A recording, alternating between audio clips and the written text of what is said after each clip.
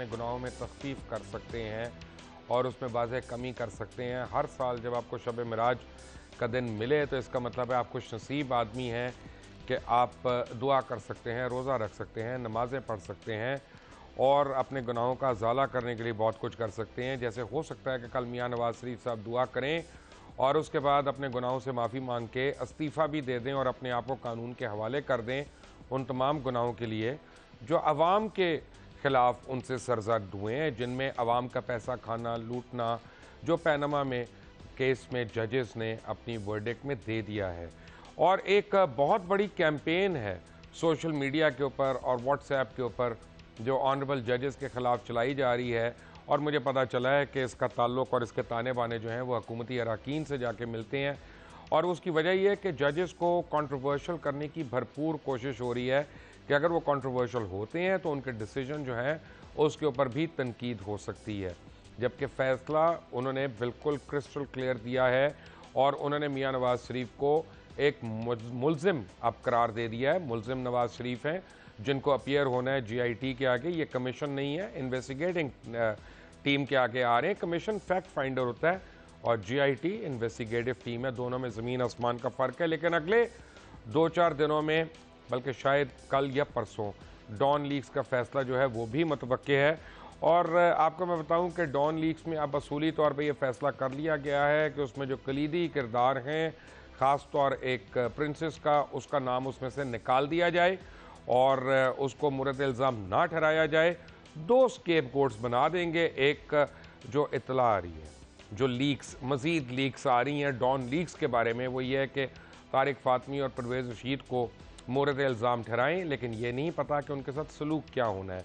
Don leaks बज़ाते ख़ुद एक मज़ाक़ा खेज़ चीज़ बन चुकी है, क्योंकि अब मुतवक्के उस रिपोर्ट की जो लीक्स मेरे पास आई हैं कि उन रिपोर्ट्स में क्या है। मैं आपको बताता हूँ कि परवेज़ रशीद, तारिक फ़ातमी और principal information officer Fawad Hasan Fawad को ज़िम्मेदार ठहराया जाना चाहिए था, लेकिन अब फवाद हसन फवाद को क्लीन चिट दे दी जा रही है और उनकी जगह राव तहसीन जो है उनको मोरद इल्ज़ाम ठहराया जाएगा और रिकॉर्डिंग मौजूद होने के बावजूद मरियम सफदर को क्लीन चिट उसमें दी जा रही है। और रिपोर्ट में अंग्रेज़ी अखबार डॉन के सहाफ़ी सिरिल अल्मेडा की कॉल्स का रिकॉर्ड भी शामिल है, जिससे मरियम नवाज़, परवेज़ रशीद, तारिक फ़ातमी ने बात की और फवाद हसन फवाद ने 2 SMS किए और साथ ही परवेज़ रशीद की डॉन के एडिटर के साथ बातचीत का रिकॉर्ड जो है वो भी इस रिपोर्ट का हिस्सा है। तारिक फ़ातमी ने इस खबर का ड्राफ्ट तैयार किया और सिरिल अल्मेडा को कई कॉल्स की। परवेज़ रशीद ने कई बार सिरिल अल्मेडा से रब्ता किया, जबकि वो डॉन के न्यूज़ एडिटर ज़फ़र अब्बास से भी राब्ते में थे। मरियम नवाज़ को डॉन लीक्स के हवाले से बिल्कुल क्लियर करार दे दिया जाएगा, क्योंकि गवाहान में किसी एक ने भी मरियम को मुलव्विस नहीं किया। चाहे मरियम नवाज़ सिरिल अल्मेडा के दरमियान बातचीत होने का कॉल्स का रिकॉर्ड मौजूद है, लेकिन उसके बावजूद ऐसा नहीं किया जाएगा। अब क्या मुख्तलिफ इदारे मरियम सफदर को ज़िम्मेदार ठहरा रहे हैं?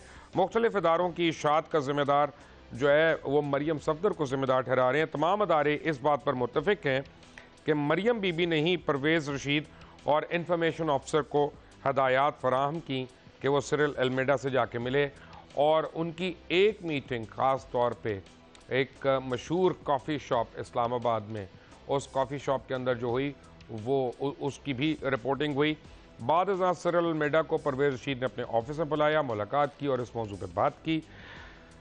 मुख्तलिफ इदारे मुत्तफ़िक हैं कि मरियम नवाज़ के ईमा पे परवेज़ रशीद डॉन के एडिटर ज़फ़र अब्बास से राब्ते में थे और ये कॉल्स रिकॉर्ड हैं कि मरियम ने ही परवेज़ रशीद और फवाद हसन फवाद को हिदायत दी कि सिरिल अल्मेडा से जाकर मिलें और स्टोरी से मुतल्लिक चीज़ें तय करें। और तमाम गवाहान को 7 रुकनी तहकीकाती कमेटी के सामने पेश किया गया। उनके बयानात कलमबंद किए गए, ताहम किसी एक ने भी अपने बयान में मरियम बीबी के ख़िलाफ़ कोई बात नहीं की और उन्हें ज़िम्मेदार नहीं ठहराया, गो कि उनकी फ़ोन कॉल्स का रिकॉर्ड मौजूद है।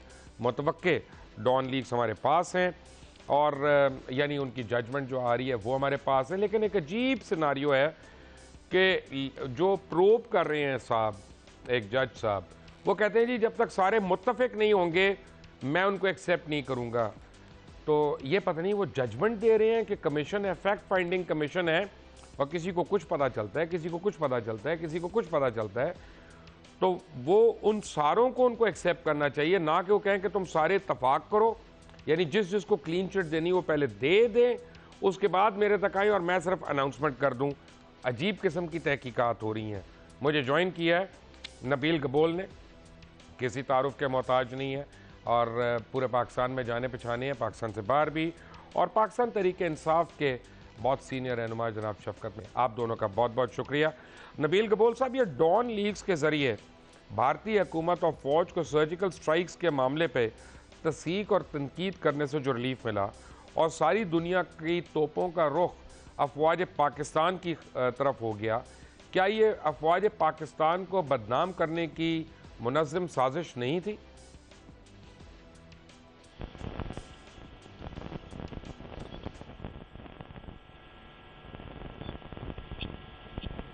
मुझे आवाज़ नहीं आ रही नबील साहब की, प्लीज़ ज़रा। मेरी आवाज़ आ रही है? जी अब आ रही है, अब आ रही है। जी, मैंने कहा कि पाकिस्तान की तारीख में कभी ऐसा नहीं हुआ है कि सिटिंग प्राइम मिनिस्टर खुद अपने इदारों के ख़िलाफ़ जो है साजिशें करता है और वो साजिश पकड़ी भी जाती है। लेकिन जब से पनामा लीक्स में और पनामा के हवाले से जो वर्डिक्ट आई है, उसके बाद मुझे पूरा यकीन है कि हमारे इदारे जो हैं उनको नवाज़ शरीफ या पाकिस्तान दोनों में से एक को बचाना पड़ेगा। क्योंकि देखिए, नवाज़ शरीफ 20 तारीख को डिक्लेयर हो गए हैं कि वो सादिक अमीन भी नहीं रहे हैं, और नवाज़ शरीफ डिक्लेयर हो गए हैं कि उन्होंने इस मुल्क का जो सरमाया उसको लूटा है। करप्शन का सब जो जो ये जुडिशल ये जो बनाई है JIT, इसके हवाले से भी अगर आपने जिस तरह बिल्कुल सही कहा, JIT में मैं तो हैरान हूँ, JIT में पहला वज़ीर आज़म है जो पेश होगा। मैंने अजमल पहाड़ी का सुना था, मैंने सौलत मिर्ज़ा का सुना था, लेकिन नवाज़ शरीफ JIT में पेश हो रहा है। तो ये हमारे लिए, पाकिस्तान के लिए बहुत ही ज़्यादा एम्बैरसमेंट है। एक ऐसा प्राइम मिनिस्टर जिसको सुप्रीम कोर्ट कहता है कि वो चोर है, जिसको सुप्रीम कोर्ट कहता है कि वो सादिक अमीन नहीं रहा, लेकिन फिर भी वो प्राइम मिनिस्टर की कुर्सी पे बैठा हुआ है। तो मैं समझता हूँ कि हमारे कौमी इदारों को जिस तरीके से बदनाम करने की एक साजिश की है और अपनी फैमिली को बचाने की कोशिश कर रहे हैं नवाज़ शरीफ साहब, तो हमारे कौमी इदारे के जो सरबरा बैठे हुए हैं उन पर ज़रूर ये सवाल उठेगा। पाकिस्तान में आज जमहूरियत है, आज हम उनसे ज़रूर पूछेंगे कि हमारी वो फ़ौज जिस पर हम फ़ख्र करते हैं, आज भी हमें फ़ख्र है, जो हमारी फ़ौज जिसने पाकिस्तान को बचाया है, और वो वज़ीर आज़म जो पाकिस्तान को तोड़ना चाहता है, मैं समझता हूँ कि आर्टिकल 6 लगना चाहिए नवाज़ शरीफ के ऊपर। नवाज़ शरीफ के लिए ये पनामा लीक्स बहुत छोटा केस है। असल जो मैं समझता हूँ उसके ऊपर जो आएगा वो आर्टिकल 6 के हवाले से, और असल जो फैसला ये जो लोग इंतज़ार कर रहे हैं JIT का फैसला, तो JIT का तो फैसला हो चुका है।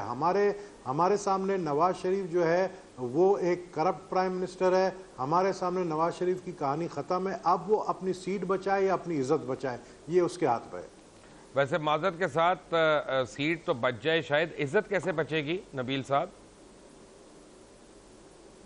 नहीं, इज्जत तो इसलिए नहीं बच सकती इनकी कि देखें, ये तो आप एक चीज़ आप नोट करें कि ये जितने भी मुस्लिम लीग नून वाले हैं, ये सब पागल हो गए हैं। इनके फ्रस्ट्रेशन का शिकार आप देखें कि एक मतलब हारा हुआ केस जिस पे सुप्रीम कोर्ट का फ्यूचर चीफ जस्टिस कहता है, आने वाला चीफ जस्टिस कहता है कि नवाज शरीफ चोर है, फ्यूचर का चीफ जस्टिस कहता है कि वो सादिक अमीन नहीं रहा है, और मुस्लिम लीग नून के चंद नालायक मिनिस्टर सिर्फ अपने आका को खुश करने के लिए इस तरह के बयानात देते हैं, बदतमीज़ी पे उतर आए हैं। ख्वाजा साद रफ़ीक टाइप और ये आबिद शेर अली टाइप जो सिर्फ और सिर्फ अपनी आकाओं को खुश करने के लिए बदतमीज़ी पे उतर आए। जबकि अगर मैं इनका सबकी हिस्ट्री खोल के आपको बताऊं तो आपको हैरानगी होगी। हम भी जवाब दे सकते हैं अगर ये हमारे पार्टी की लीडरशिप के खिलाफ आबिद शेर अली ने जिस तरह की ज़ुबान इस्तेमाल की है, ये इसके फ्रस्ट्रेशन का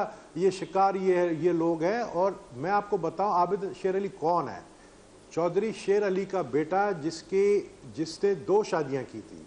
चौधरी शेर अली वो शख्स है जिसकी एक बीवी में से आबिद शेर अली है जो कि नवाज शरीफ फैमिली से है, दूसरी जो बीवी है, कम से कम आबिद शेर अली को मेरा ये मशवरा है कि वो आदाब जो है ना वो अपनी दूसरी माँ से सीखे, जिसका नाम है इशरत भाई। उनको एक वक्त होता था उस इलाके में, उस ज़माने में नवाब और बड़े बड़े जो इज़्ज़तदार लोग हैं वो अपने बच्चों को तालीम हासिल करने के लिए, इखलाक हासिल करने के लिए, तरबियत हासिल करने के लिए वो ऐसे इलाकों में भेजते थे जहाँ से आबिद शेर अली की जो दूसरी वालदा, ऐसे नहीं कहते अपना नबील भाई, ऐसे नहीं कहते, हर एक जो है ना अपने माँ बाप के एतबार से काबिल एहतराम है। आबिद साहब की निकली हुई बात आपको तकलीफ दे सकती है। मैं एक रिक्वेस्ट कर रहा हूँ, नहीं सर, मेरी एक अर्ज सुन। आबिद शेर अली साहब से मेरे बड़े इख्तिलाफात हैं, अगर लेकिन मैं आपसे रिक्वेस्ट हम शीशों के घर में रहते हैं। अगर आबिद शेर अली 2.5 मरले के घर पे रहने वाला बंदा, उसकी कोई इंक्वायरी करके ये पूछ सकता है, या ख्वाजा साद रफीक से, या आबिद शेर अली का मैं बताऊं फैसलाबाद में 2.5 मरले का घर था, आज इस्लामाबाद में बंगला है, लाहौर में बंगला है। किसी ने पूछा है, किसी ने नैब ने केस, करप्शन का केस किसी ने उठाया इनके खिलाफ?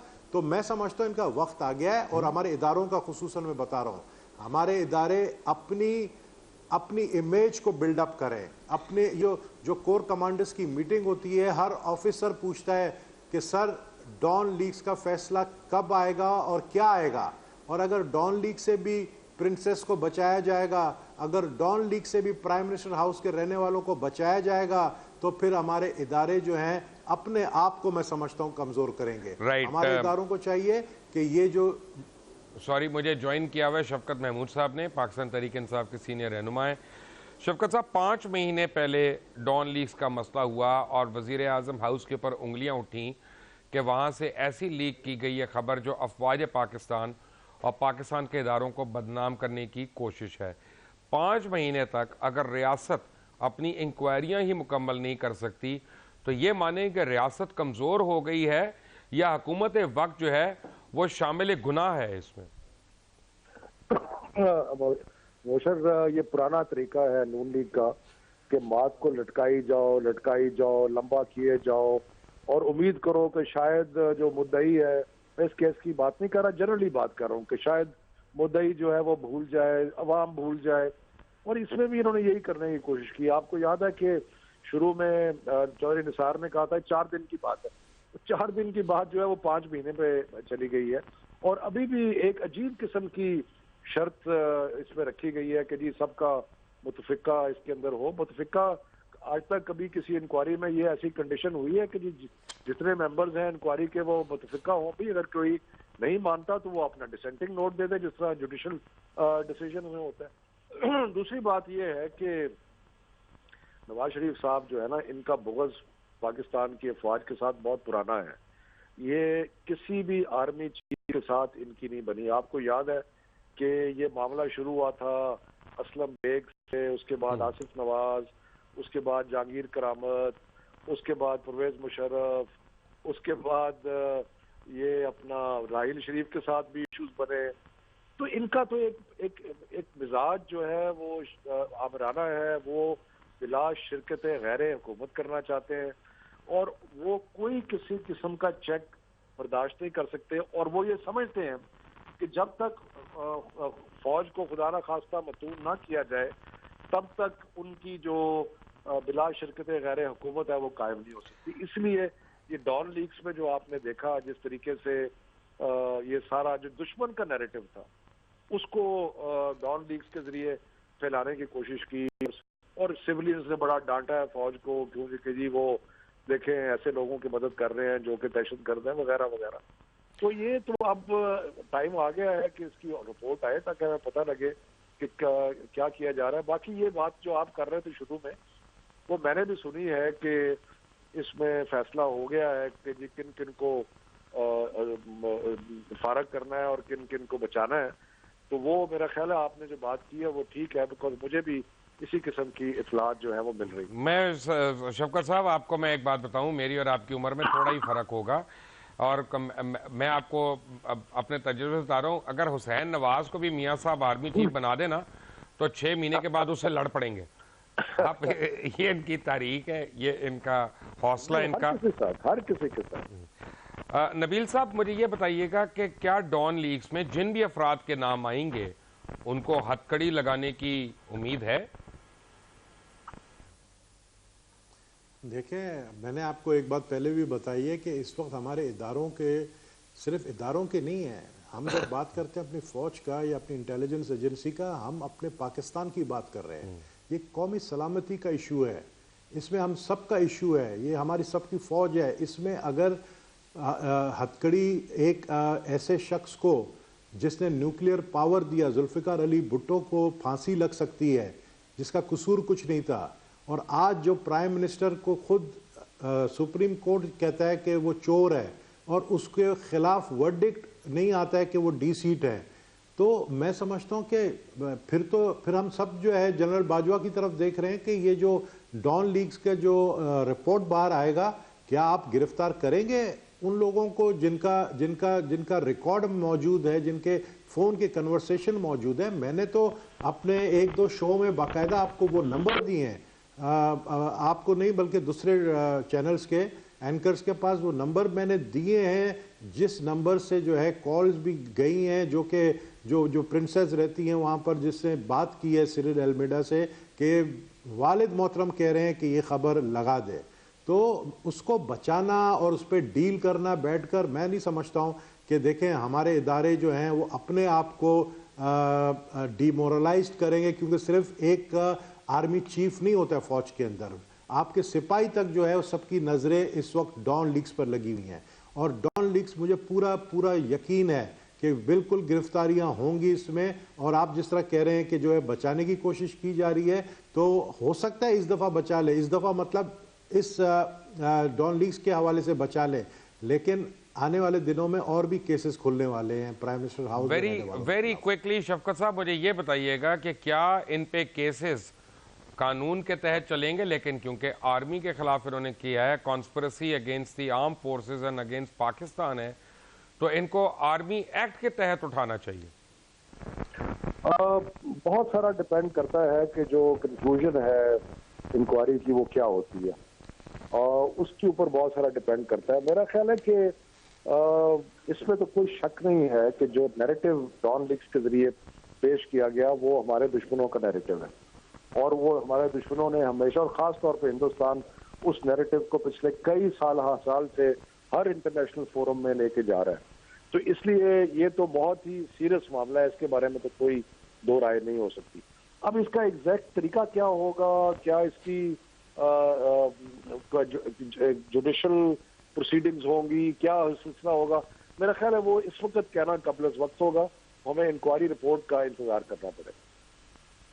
राइट मैं आपको याद करा दूं नाज़रीन, जिस वक्त ये बात हो रही थी, जब डॉन लीग्स आई थी तो उस वक्त सर्जिकल स्ट्राइक्स चल रहा था। बट एनीवे, शफकत महमूद साहब और नबील गबोल साहब दोनों मेरे साथ ही मौजूद हैं। एक ब्रेक के बाद टेक अ ब्रेक।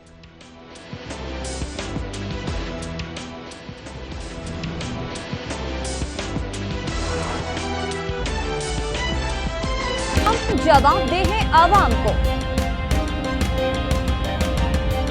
हकाइक छुपाते नहीं बताते हैं।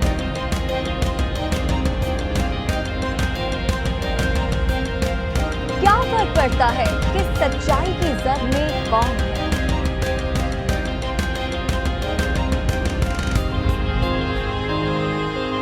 कि हम जवाब दे हैं आवाम को जो पाकिस्तान है।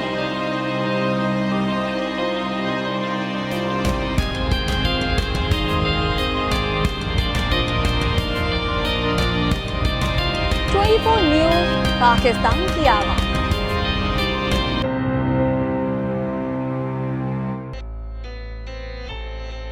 ना कोई ड्रामा, ना जाली किरदार, दिखाएंगे जुर्म और उनके जिम्मेदार। पर्दे में छुपे मकरू चेहरे अब होंगे आश्कार, क्योंकि जब सच खुलता है तो होता है इंकशाफ। देखिए प्रोग्राम इंकशाफ जुम्मा और हफ्ते की रात 11:03 पर सिर्फ 24 न्यूज़ HD पर।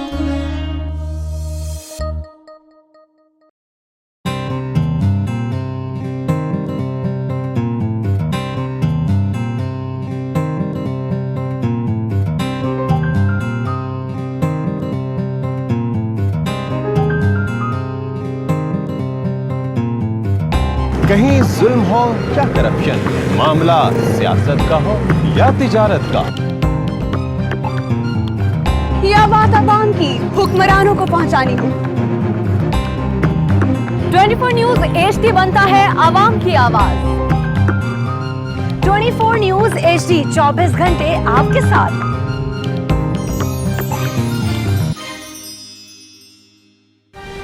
हर सियासी जमात लगता है दूसरे के गिरेबान को पकड़े हुए है। इमरान खान चाहते हैं कि फौरी हम कुछ ना कुछ मियां साहब के बारे में कर दें। जो बंद करने का लफ्ज है ये कोड वर्ड है तशद्दुद का, वायलेंस का और इंतशार का। हम 30 अक्टूबर को इस्लामाबाद को बंद कर देंगे। आप MQM का नाम तब्दील कर दें। ये यहाँ पे नाम बदलने से बात नहीं बनती और ना ही बदलना भी नहीं चाहिए। पार्टी का नाम चेंज करने के हवाले से जो सवाल उठ रहे हैं, क्या ये बात सही कह रहे हैं? बहुत सारी तजावीज की सूरत में ऐसी बातें आ रही हैं। अच्छा ठीक है।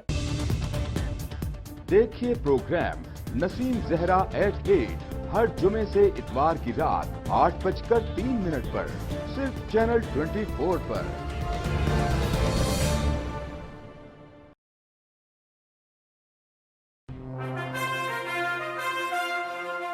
सफर सिमट रहा है, अंदाज बदल रहे हैं, अंदाज़े बयां बदल रहा है।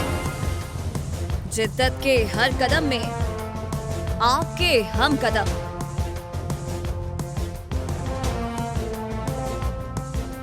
24 न्यूज अब HD में।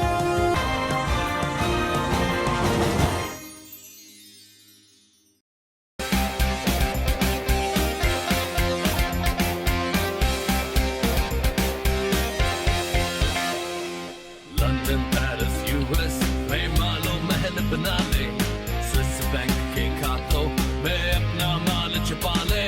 बिल्कुल सड़कों पर लाके सीटा तो मेरा नाम शबाज शरीफ नहीं। Very funny. इन ऐवानों को गिरा दो। हमेशा हुकूमत के रिंग पे स्टैंड बैठ गए हुए हैं। और कोई शर्म होती है और कोई हया होती है। लैपटॉप और मेट्रो बस की जमहूरियत है।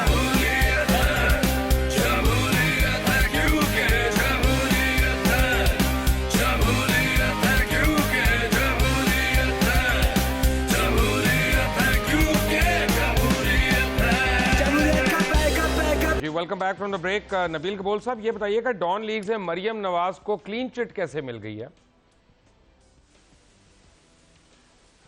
मैं यही आपको बताना चाह रहा हूँ ना कि प्राइम मिनिस्टर जो है अपने पावर इस्तेमाल करते हुए और अपने न सिर्फ लोकल पाकिस्तान के अंदर रहने वाले जो PR उन्होंने बनाया है मिनिस्टर, उन्होंने इंटरनेशनली भी अपना PR बड़ा अच्छा बनाया हुआ है।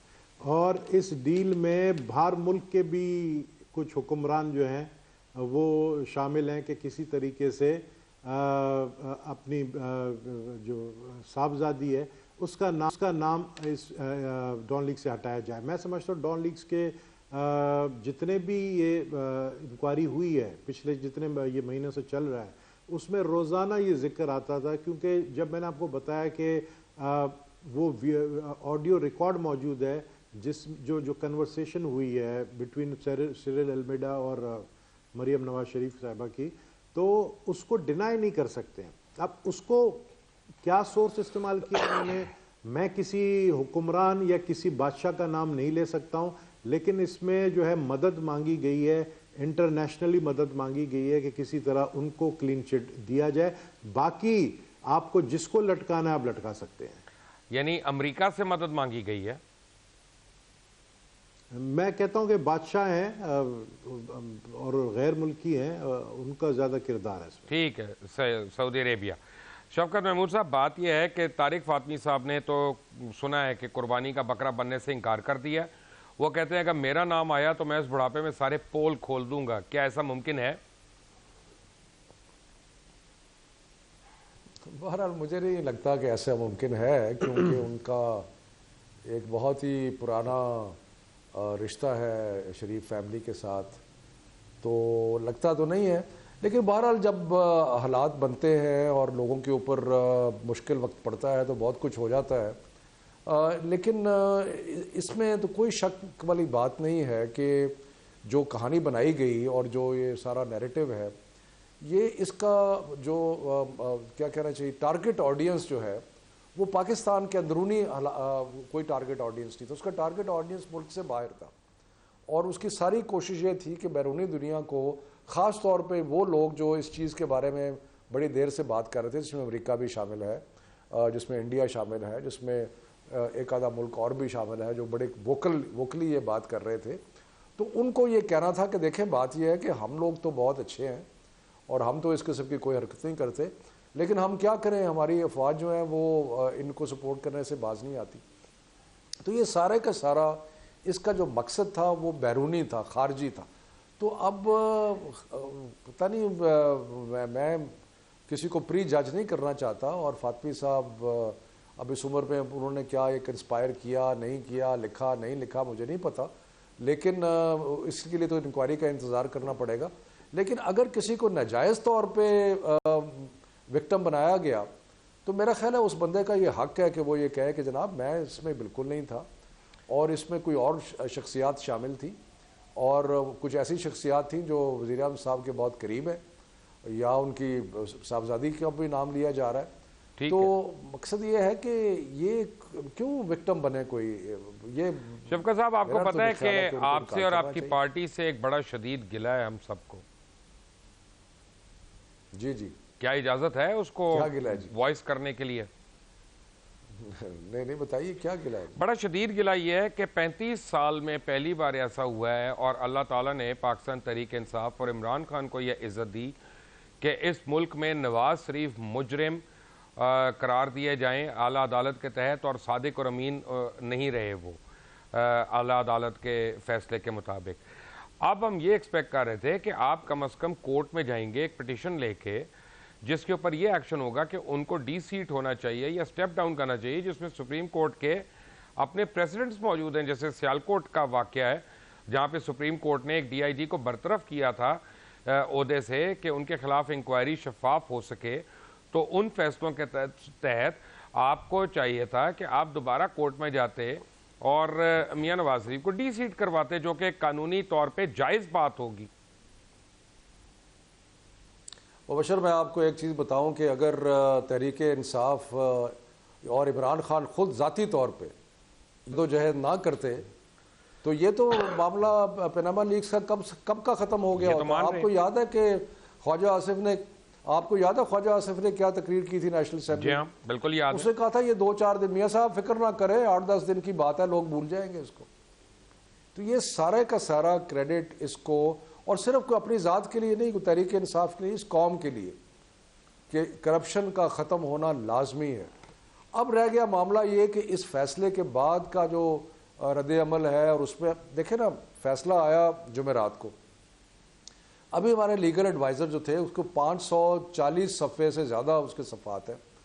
तो ये कोई अभी ऐसा कोई वक़्त गुजरा नहीं, मुझे नहीं पता क्या इसमें फ़ैसला होगा। ये तो हमारे सिर्फ वकला जो हैं वो जब बैठेंगे और वो देखेंगे। लेकिन इसके बारे में तो दो राय नहीं है कि नवाज शरीफ साहब को रिज़ाइन करना चाहिए, क्योंकि उनके होते हुए ये जो सरकारी इदारे हैं जिनके लोग वहाँ पे होंगे वो अपने फ्रीडम के साथ या आज़ादी के साथ कोई फ़ैसला नहीं दे सकते। तो इसके बारे में तो हमारी पार्टी बड़ी क्लियर है। वैसे भी जो उनको कहा गया है, जो देखे ना, असल प्रॉब्लम यह है बशर कि यहाँ पे अखलाकियात तो बिल्कुल ही ख़त्म हो गई है ना। कोई अखलाकी जमहूरियत की बुनियाद अखलाकियात है, लेकिन यहाँ पर ऐसी चीज़ तो इन पर असर करती नहीं। बुरा भला कह दो, जजेस जो मर्ज़ी कह दें, जिस किस्म की बातें मर्ज़ी कर लें, लेकिन किसी को परवाह नहीं। चाहिए तो था मियाँ नवाज शरीफ साहब खुद कहते कि जनाब ये जो बातें की गई, जब तक मेरा नाम क्लियर नहीं होता मैं स्टेप असाइड करता हूँ। लेकिन मेरा ख्याल है that is asking for too much. अभी बाकी जो आगे है, मैं इस वक्त बैठ के ये नहीं कह सकता कि पार्टी के वकला क्या फ़ैसला करेंगे, लेकिन शायद ये सारी जो मुख्तलिफ चीज़ें हैं वो अंडर कंसिडरेशन हो।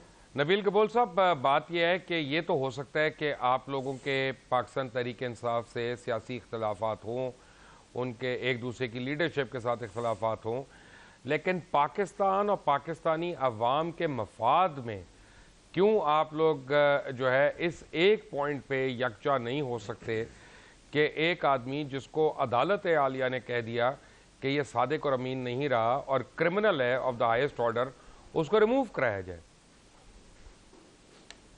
देखिए मुबशर साहब, हम तो एडवांस में कह रहे हैं, ये तो पीटीआई वाले भी नहीं कह रहे हैं। पीटीआई वाले कह रहे हैं कि जी हमने मनोवन कबूल कर लिया जो फैसला है। हम तो एडवांस में कह रहे हैं कि जीआईटी के फाइंडिंग्स जो भी आएंगी उसको हम कबूल नहीं करते। उसकी रीज़न है कि देखें, जो 5 इदारे हैं, 5 में से बल्कि 6 इदारों को कहा गया इन्वेस्टिगेशन के लिए। नैब जो है वो प्राइम मिनिस्टर के अंडर आता है और ये खुद ऑब्जर्वेशन है जस्टिस साहिबान की। आपकी FIA जो है वो प्राइम मिनिस्टर के अंडर आता है। आपकी SECP जो है वो प्राइम मिनिस्टर के अंडर आती है। आपकी स्टेट बैंक प्राइम मिनिस्टर के अंडर आती है। बचे सिर्फ हमारे 2 ऐसे इदारे इंटेलिजेंस एजेंसी के ISI और MI जिसके ऊपर हमें पूरा भरोसा है। अब क्या होता है कि जिसकी फाइंडिंग्स में जो मेजॉरिटी होती है उसकी रिपोर्ट को माना जाएगा। मैं तो ऑलरेडी पहले कह चुका हूं कि हमने पहले ही रद्द कर दी है। जीआईटी की अभी तक रिपोर्ट्स फाइंडिंग्स नहीं आई है, हमने रद्द किया बिकॉज हमें पता है कि उसकी क्या रिपोर्ट आएंगी। वो सब वाइट करार देंगे। सिर्फ 2 इदारे ऐसे होंगे जो कि हक पर जो है फैसला करेंगे और उसके ऊपर आज ISPR का भी स्टेटमेंट आया है। तो मैं समझता हूं कि देखें, हमें कोई अब मजीद इंतज़ार, मैं अगर जितना हम इंतज़ार करेंगे और जितना हम इस प्राइम मिनिस्टर को बर्दाश्त करेंगे, हम पाकिस्तान को और तबाही की तरफ लेकर जा रहे हैं। तो इमरान खान को चाहिए, ये जो जलसा कर रहा है अपना जुम्मे वाले दिन, तो पब्लिक इकट्ठा कर रहे हैं, हम भी पब्लिक इकट्ठा करेंगे, लेकिन हम जलसा नहीं करेंगे, हम धरना देंगे। हम अब अगला धरना जो होगा वो पाकिस्तान पीपल्स पार्टी का होगा। वो किस जगह पे होगा वो पार्टी की लीडरशिप फैसला करेगी, लेकिन हम पहले एडवांस में कह चुके हैं कि हम इस जीआईटी के फाइंडिंग्स को रिजेक्ट करते हैं। शफकत साहब, धरना क्यों नहीं दे रहे? जी नहीं, मेरा ख्याल है कि थोड़ा सा नबील साहब ने सही समझा नहीं पार्टी का स्टांस जो है। पहली तो बात यह है कि हमने जीआईटी की क्वेश्चन किया है, ऑपरेशनल उसका जो मेथडोलॉजी बन रही है उसको क्वेश्चन किया। हमने ये नहीं कहा कि जो भी फैसला करेंगे वो रिजेक्ट करेंगे, लेकिन जो स्ट्रक्चरल रीज़न है उसकी वजह से हमने कहा है कि जीआईटी का आज़ादी से अपना काम करना जो है वो मुश्किल होगा, बल्कि काफ़ी हद तक नामुमकिन होगा। तो ये तो रह गया इस मामला। दूसरी बात यह है कि हमने रेजिग्नेशन डिमांड की है फ्रॉम डे 1 प्राइम मिनिस्टर की, और मेरा ख्याल है कि पीपल्स पार्टी ने भी डिमांड की है रेजिग्नेशन प्राइम मिनिस्टर की। तो ठीक है, हम इस लिहाज से तो, और जमात इस्लामी ने भी की है, 1-2 और जमातों ने भी की है। तो इस मामले में तो हम इस लिहाज से हमारा स्टांस जो है वो एक ही है। बाकी ये रह गया मामला कि इकट्ठे मिल के क्या करते हैं, ये करते हैं, वो तो मुझे अभी मुश्किल नजर आता है। लेकिन ये है कि हमारा स्टांस देखिए मुबशर साहब, तकरीबन एक ही है। जी, मैं शफकत साहब की बात को नहीं काटना चाहता हूं, लेकिन अगर इमरान खान और पीटीआई पाकिस्तान के लिए ही ये सब कुछ कर रहे हैं ना, जो कह रहे हैं हम पाकिस्तान के लिए कर रहे हैं, इस वक्त आ गया है कि हम सब मिलकर ग्रैंड ऑपोजिशन अलायंस बनाए। ये मेरी सोच है, अपनी ज़ाती पार्टी की राय नहीं है। ग्रैंड ऑपोजिशन अलायंस बैठकर जो है इस पनामा लीक्स के हवाले से और इस जीआईटी के हवाले से, क्योंकि देखिए हमारा जो प्ली है वो यही है कि प्राइम मिनिस्टर की ऑफिस में बैठते हुए ये जीआईटी जो है ये फारिग है, ये कुछ नहीं कर सकती है। हम इसके खिलाफ धरना दें। आप मुझे बताएं कि जीआईटी सारी फाइंडिंग्स के बाद आखिरी में ये पूछेगी कि लैला औरत थी या मर्द थी, तो क्या फायदा? हमें पहले ही पता है क्या होगा, तो फिर आप किस चीज का इंतजार कर रहे हैं? हम कहते हैं आपको फ्राइडे वाले दिन पब्लिक आप जमा कर रहे हैं ना ग्राउंड में, वो लेकर आप पहुंचे। शफकत साहब को बात खत्म करने दें। जी नहीं, उसमें थोड़ा सा नबील साहब आप भी समझते हैं और आपको भी पता है, एक थोड़ा सा उसमें प्रॉब्लम है, और वो ये है कि अगर हम तहरीक चला रहे हैं और करप्शन के अगेंस्ट, तो कुछ शख्सियात हैं उनके साथ या जरदारी साहब के साथ प्रॉब्लम एक और है शफकत साहब। यहाँ पे मैं आपको एक बड़ा सीरियस प्रॉब्लम बताता हूँ, मुश्किल होगा माजरत के साथ। एक प्रॉब्लम एक और है नबील साहब और शफकत साहब। मैं ब्रेक से आऊँगा तो आप दोनों से ये सवाल जवाब मैं लूँगा। आप अभी सवाल सुन लीजिए कि थर्ड वर्ल्ड कंट्री में जिस शख्स के पास $1 बिलियन तक होता है उसको हथकड़ी लगाना तकरीबन नामुमकिन है। यहाँ पे एक शख्स है जिसके पास एलिजिडली 14 से 15 बिलियन डॉलर मौजूद हैं। उनके बिजनेस पार्टनर्स में सऊदी रॉयल फैमिली है, कतर की रॉयल फैमिली है, यूएई के रॉयल्स हैं, इंडिया के मेन जो एंटरप्रेन्योर्स हैं वो उनके बिजनेस पार्टनर्स हैं एलिजिडली। चाइना में अब एलिजिडली उनकी अपनी पार्टनरशिप्स हैं, टर्की में उनकी अपनी पार्टनरशिप्स हैं, यूके में उनकी इन्वेस्टमेंट्स हैं। तो जब 7 मेजर ममालिक की PR जो है उनको बचाने पर रहेगी और ख़ुद उनके पास इतना पैसा है, तो आप कैसे हटा लेंगे उनको? एक ब्रेक के बाद, टेक अ ब्रेक।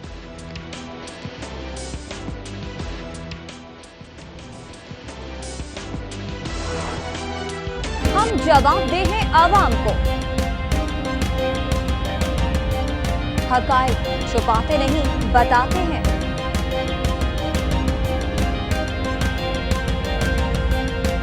क्या फर्क पड़ता है कि सच्चाई की जद में कौन है?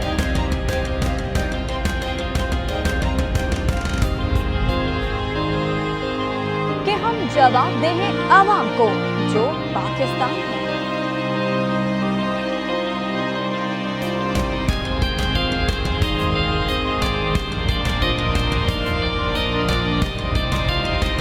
न्यूज़ पाकिस्तान की आवाज़।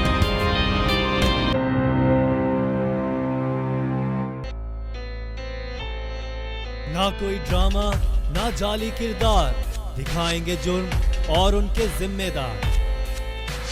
पर्दे में छुपे मकरू चेहरे अब होंगे आश्कार, क्योंकि जब सच खुलता है तो होता है इंकशाफ। देखिए प्रोग्राम इंकशाफ जुम्मा और हफ्ते की रात 11:03 पर सिर्फ 24 न्यूज़ HD पर।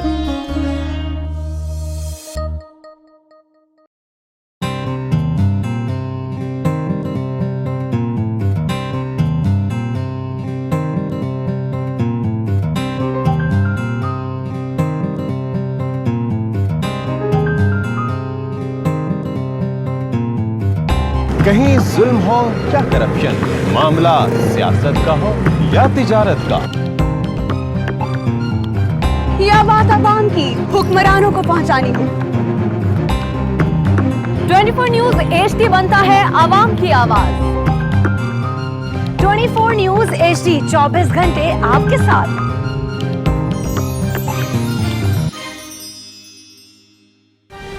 हर सियासी जमात लगता है दूसरे के गिरेबान को पकड़े हुए है। इमरान खान चाहते हैं कि फौरी हम कुछ ना कुछ मियां साहब के बारे में कर दें। जो बंद करने का लफ्ज है ये कोड वर्ड है तशद्दुद का, वायलेंस का और इंतशार का। हम 30 अक्टूबर को इस्लामाबाद को बंद कर देंगे। आप MQM का नाम तब्दील कर दें। ये यहाँ पे नाम बदलने से बात नहीं बनती और ना ही बदलना भी नहीं चाहिए। पार्टी का नाम चेंज करने के हवाले से जो सवाल उठ रहे हैं, क्या ये बात सही कह रहे हैं? बहुत सारी तजावीज की सूरत में ऐसी बातें आ रही हैं। अच्छा ठीक है।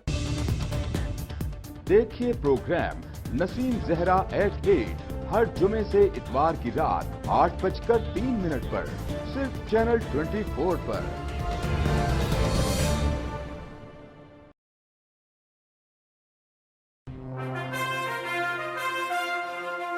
सफर सिमट रहा है,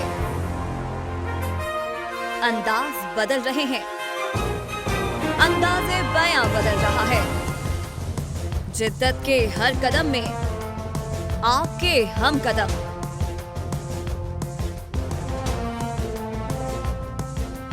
24 न्यूज़ अब HD में।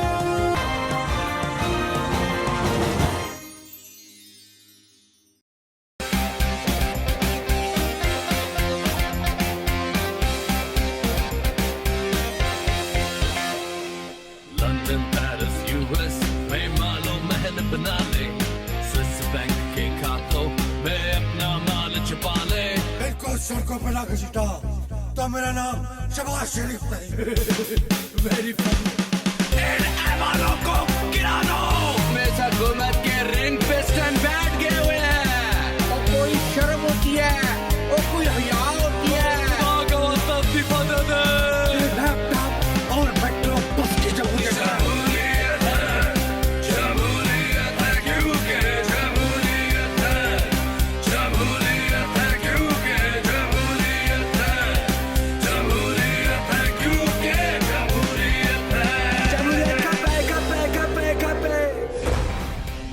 देखिए क्योंकि जमहूरियत है हर जुमे की रात 11:03 पे सिर्फ 24 न्यूज़ HD पर।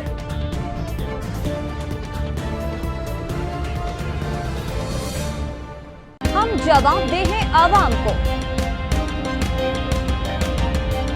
हकायक छुपाते नहीं, बताते हैं।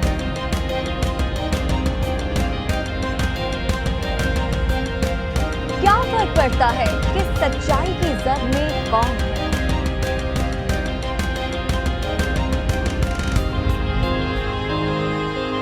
कि हम जवाब दें आवाम को जो पाकिस्तान है।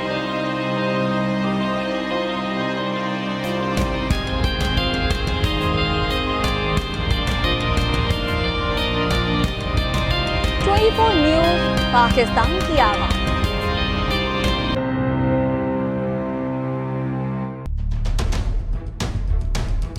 हम अवाम हैं या रियाया, हमारे हुकूक की पामाली आखिर कब तक?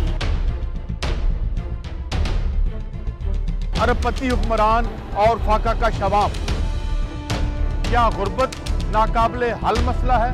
सियासत बैंक अकाउंट्स की गुलाम क्यों? अवामी सियासत के ज़माने क्या हुए?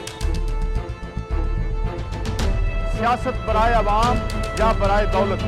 हमारी ज़िंदगी से जुड़े सवालों के जवाब देखिए प्रोग्राम सिचुएशन रूम में।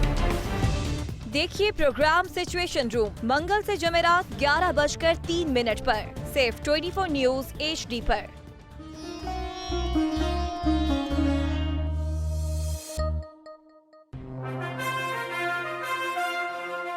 सफर सिमट रहा है,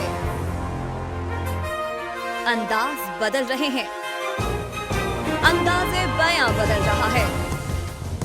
जिद्दत के हर कदम में आपके हम कदम।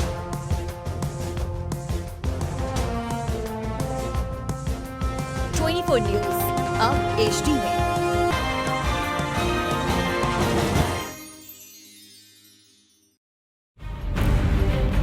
मुस्तफा कमाल जो कुछ कह रहा है वो भी सच है, इशरतुल अब्बास जो कुछ कह रहे हैं वो भी सच है। क्या ANP PSP का साथ देगी इस मामले में जो तहकीकात की वो बात कर रहे हैं? नहीं, हम PSP का क्यों साथ दें, हम तो इदारों का साथ देंगे। सवाल है बलूचिस्तान का, जब तक अंदर बैठे हुए आदमी को हम नहीं पकड़ते दहशत गर्दी खत्म नहीं हो सकती। रेड जोन में एहतजाज करना क्या ये आईनी हक है आपका? कोई रेड और वाइट जोन हमारे लिए कोई अहमियत नहीं रखता। पहले भी हमारे कदम वहाँ पे गए हैं, इंशाअल्लाह ताला अब भी जाएंगे। देखिए प्रोग्राम 24 स्पेशल पीर से जुमा रात 10:03 पर सिर्फ 24 न्यूज़ HD पर।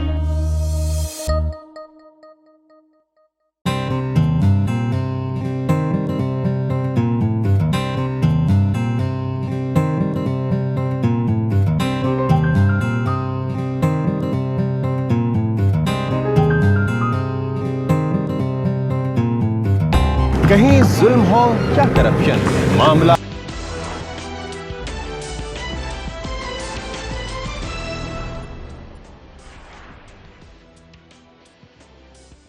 Welcome back from the break. Shafqat Mahmood sahab, break पे जाने से पहले मैंने बड़ा एक लंबा सवाल किया था, कैसे हटाएंगे आप लोग नवाज शरीफ को? अखलाकियात का तो उनको पता नहीं है। नहीं, आपने जो बात की वो बिल्कुल दुरुस्त बात है कि जिस शख्स के पास $10 बिलियन है या $14 बिलियन है, मैं तो कहता हूँ ये तो बहुत बड़े सम्स हैं। जो पाकिस्तानी 14-15 अरब रुपया भी जिनके पास है, उनको भी बदकिस्मती से हमारा जो अदालती निज़ाम है, जो हमारा पुलिस का निज़ाम है, जो हमारा हुकूमत का निज़ाम है, वो उन लोगों को कभी पकड़ नहीं सकता, कभी हाथ नहीं डाल सकता। यहाँ तो कभी किसी पटवारी की कन्विक्शन नहीं हुई, कहाँ जो है वो प्राइम मिनिस्टर की कन्विक्शन हो रिश्वत सतानी पे, या कन्विक्शन तो हो गई है शफकत साहब, अब अदालत ने कन्विक्ट तो कर दिया उनको, मुल्जिम हो गए हैं। नहीं, मेरा मकसद ये मुल्जिम तो हो गए हैं, लेकिन अल्लाह और करेगा कि मुजरम भी होंगे। लेकिन मैं वैसे एक जनरल, आपने बात की थी, मैं एक जनरल बात कर रहा हूँ कि हमारी तारीख तो ये बताती है कि जिन लोगों के पास बहुत ज़्यादा माल होता है, आप देखें ना, क्या मिसाल दूँ, मतलब आसिम ज़रदारी की मिसाल ले लें, माशाल्लाह इतने इल्ज़ामात थे जिनकी कोई हद नहीं है, लेकिन एक यहाँ तो कोर्ट से ऑर्डर आ गया ना जी, वो इल्ज़ाम थे सिर्फ, यहाँ तो कोर्ट से ऑर्डर आ गया। चले नहीं, मैं तो बिलीव करता हूँ कोर्ट के उस ऑर्डर को, उसके अंदर मज़ीद कुछ तहकीकात की ज़रूरत है, कुछ चीज़ें होंगी, लेकिन अमूमी तौर पे ये कहना दुरुस्त होगा कि हमारे माशरे में और कुछ हद तक दुनिया के मुख्तलिफ ममालिक में भी, हमारे में ख़ास तौर पे, जिनको जो अपने आप को जिनके पास पैसा है वो इस सारे निज़ाम के गोरख धंधों में से निकलना जो है उनके लिए ज़्यादा आसान होता है। नबील साहब, नवाज शरीफ साहब को कैसे हटाएंगे?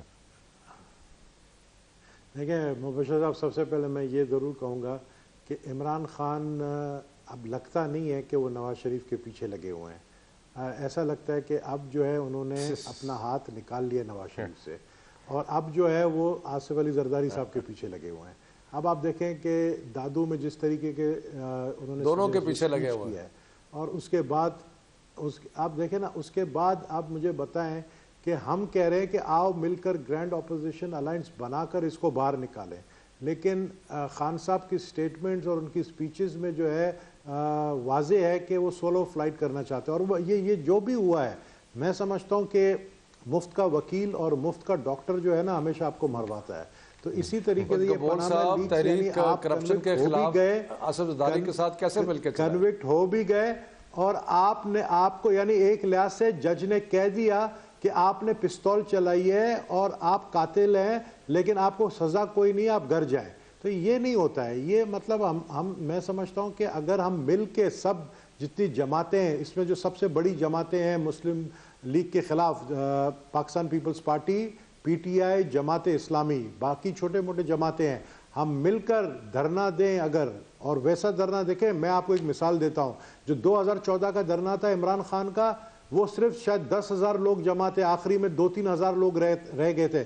उस पे नवाज शरीफ इतना घबरा गया था कि वो इस्तीफा देने के लिए तैयार हो गया था, लेकिन उस वक्त के आर्मी चीफ ने उसको रोका और समझाया और इस्तीफा नहीं दिया, वरना वो तैयार हो गया था। आज अगर हम मिलकर वहां पर 1 लाख आदमी जमा करें तो मैं समझता हूं नवाज शरीफ की दौलत उसको काम नहीं आएंगे, उसको ये पनामा लीक्स की जो वर्डिक्ट है वो काम नहीं आएगी, इसको ये जीआईटी काम नहीं आएगी। अवाम की ताकत उसको धरना दे सकते हैं ना, सेन कराची के हद तक धरना दे सकते हैं, वहां 10,000 दे रहे हैं, हम तो दे रहे हैं, हम 26 तारीख को दे रहे हैं धरना, दे रहे हैं 26 तारीख को कराची में धरना दे रहे हैं, हम बिल्कुल दे रहे हैं। कितनी देर के लिए? 26 तारीख को कराची में धरना दे रहे हैं। कितनी देर का?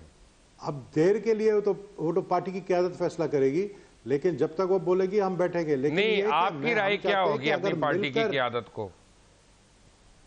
मेरी राय अपनी पार्टी की क़यादत को ये होगी कि धरना बनता है प्राइम मिनिस्टर हाउस के सामने, और प्राइम मिनिस्टर हाउस के सामने हमें धरना देना चाहिए। और मेरा एडवाइस है इमरान खान को कि ये जो यौम तशक्कुर टाइप जलसा मनाते हैं, इस टाइप का जलसा ना मनाएं। लोग अवाम हैरान होते हैं कि ये किस बात की यौम तशक्कुर मनाते हैं और किस बात की मिठाइयाँ खाते हैं।